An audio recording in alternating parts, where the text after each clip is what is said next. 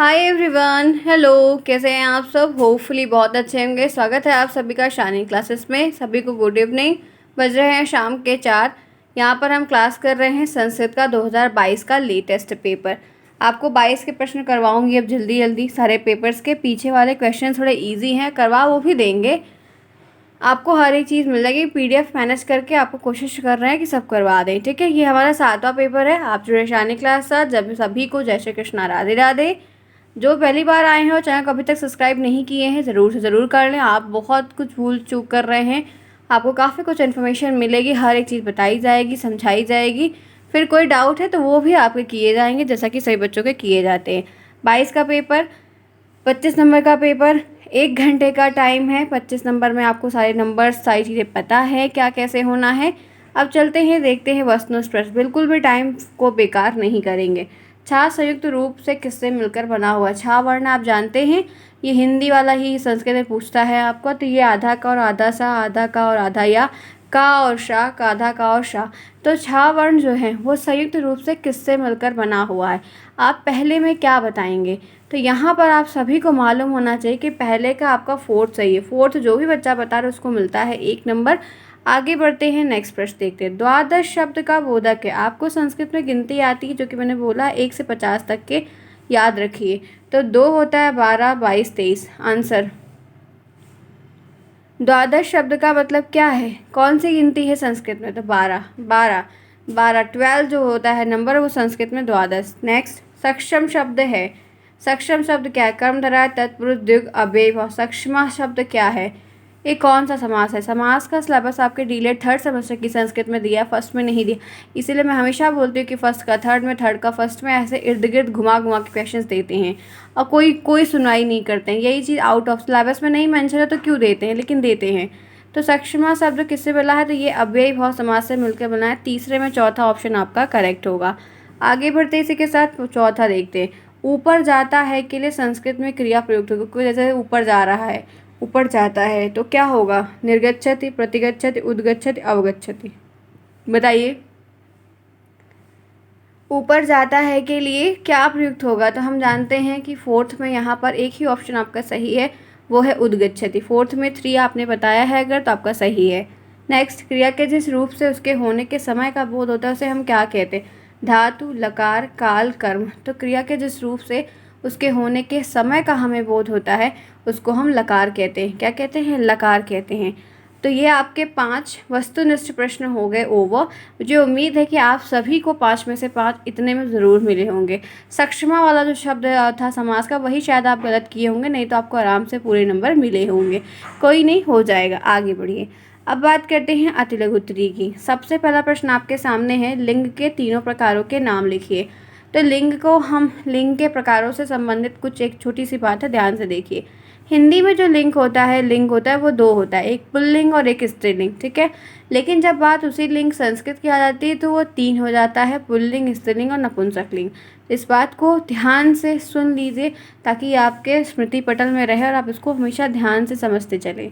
आगे बढ़िए। दूसरा, 2 पशु और 2 पक्षियों के नाम संस्कृत में लिखिए। तो 2 पशु कोई भी लिख दिए। तोता को शुका या कीरा भी लिखते हैं, पतंगा यानी कि सलभा, ठीक है, राजहंसा यानी कि राजा हंसा, पख्ता यानी कि कपोता। तो 2 के बजाय मैंने 4 ले लिया। आपको कोई और याद है तो आप और लिख दीजिए। आपको मतलब अब दूसरा याद है तो वो आप लिख सकते हैं। 2 पक्षियों के नाम तो हो गए। पशुओं के नाम देखो तो बकरी को हम अजा लिखते हैं, बकरी मादा वाली, ठीक। और बकरा अगर होता तो हम अजाह लिखते।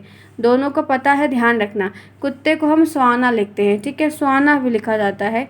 गाय को गौ लिखते हैं, गो, ठीक है। आप और भी लिख दो। चूहा को मुश्का लिखते हैं, वानरा को कपी लिखते हैं, बंदर को, और भी आपको जो याद हो। बैल को वृषभा लिखते हैं, ठीक है। आगे बढ़िए। फलेन शब्द का विभक्ति और वचन बताइए। फलम, फले, फलानि, फलम, फले, फान। देखो, फलेन शब्द, शब्द रूप है फल का, करवाया है मैंने। उसकी विभक्ति और वचन पूछ रहा है आपसे, तो क्या आप नहीं बता पाएंगे? बिल्कुल बता लेंगे, करवाया है। जैसे बालक का रूप चलता है वैसे फल का भी जो चलता है। तो देख सकते हैं विभक्ति, वचन, बहुवचन। मैंने पूरा नहीं लिया क्योंकि जो पूछा था वही मुझे बताना था। तो फलेन शब्द का यहाँ पे आप देख सकते हैं तृतीया विभक्ति एक वचन है, ठीक है। विभक्ति कौन सी है? तृतीया। वचन कौन सा है? एक वचन। तो यहाँ पर फलम, फलानि, फलेन, फलाए।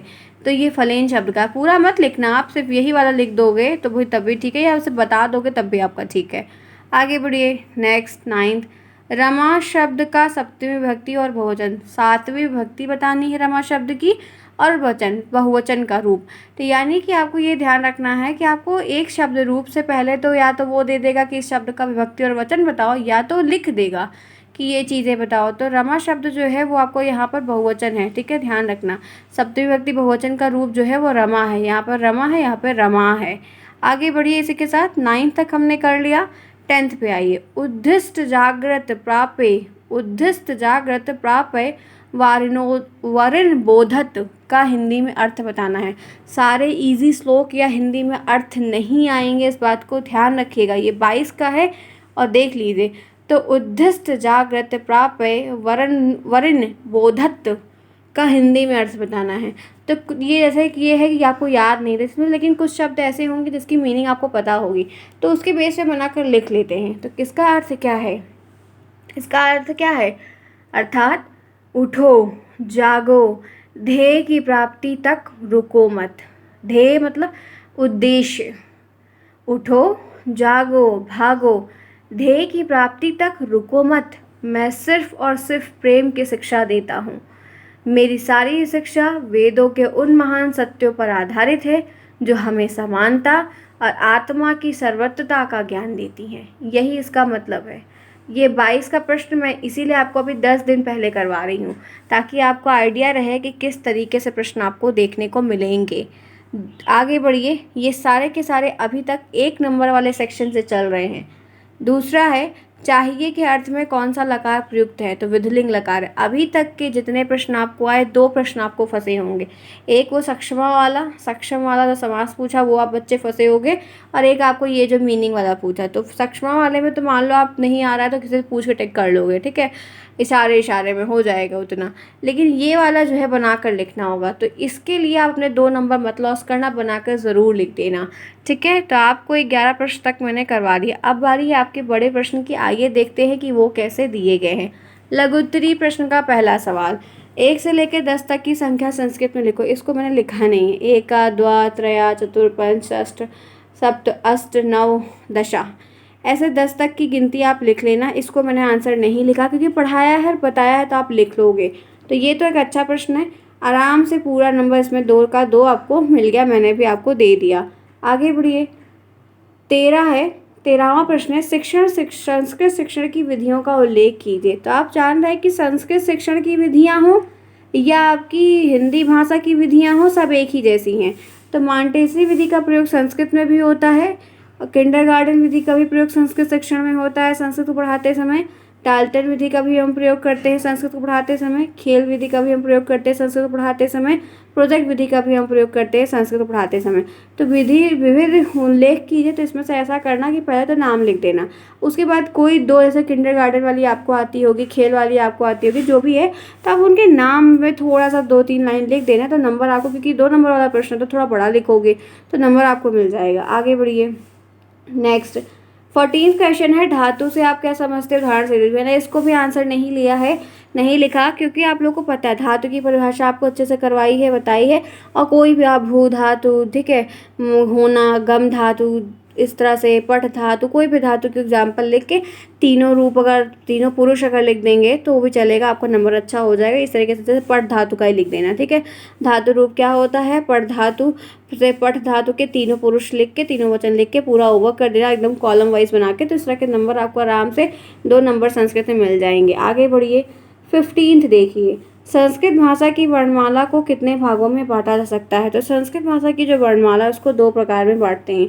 एक संस्कृत वर्णमाला में 13 स्वर होते हैं, ठीक है, ध्यान रखना, 11 नहीं 13। आ छोटा बड़ा छोटी बड़ी, ऊ छोटा ऊ बड़ा ऊ, री, ठीक है, री ए ओ। और संस्कृत वर्णमाला में 33 व्यंजन वर्ण होते हैं। आगे चलिए इसी के साथ नेक्स्ट देखते हैं।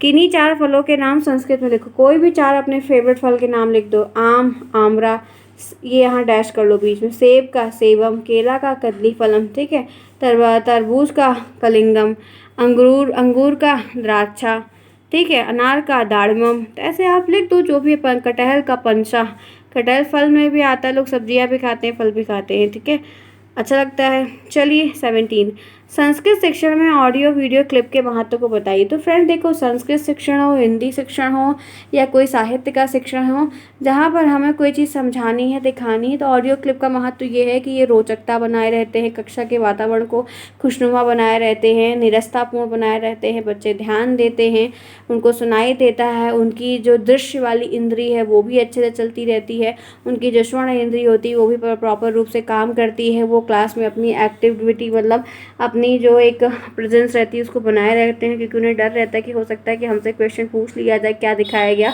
तो इस तरीके से ऑडियो वीडियो क्लिप जो होती है इसके द्वारा हम बच्चे को 24/7 अवेलेबल रहता है, हम जब चाहे उस चीज़ को रिपीट करके फिर से दिखा सकते हैं, टाइम भी बचता है। छोटे बच्चों के लिए काफ़ी अच्छा होता है क्योंकि उन्हें काफ़ी रंग बिरंगी चीज़ें, गाना, कार्टून टाइप से दिखाई देता है, जो कि उनके दिमाग में काफ़ी लंबे समय तक रहता है, वो उससे बहुत अच्छा सीख पाते हैं, तो उनको बहुत हेल्प मिलती है। जिस चीज़ आप जानते हैं कि बच्चों को खेल खेल के द्वारा सिखाया जाता है तो ज़्यादा सीखते हैं, उनको जिस चीज़ ज़्यादा मज़ा आता है वो उस चीज़ को बहुत अच्छे तरीके से सीखते हैं। तो आप ऐसी छोटी छोटी बातें अपने आप से बहुत अच्छा लिख सकते हैं।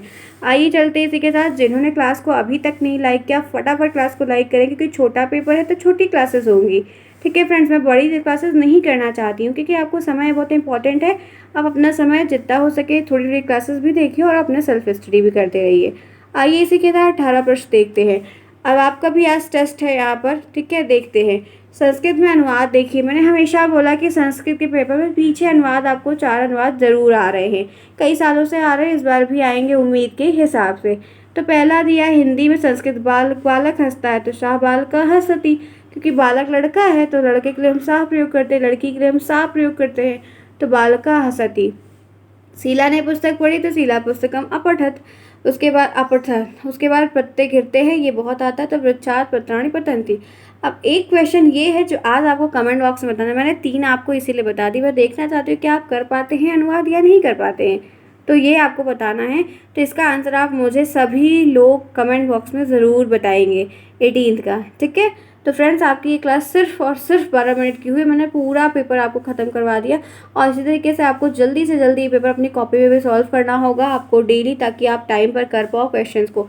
कोई प्रॉब्लम है तो आप पूछ सकते हैं, प्लेलिस्ट में सब कुछ पढ़ाया गया है, रिवीजन कर सकते हैं, चीज़ें अवेलेबल हैं।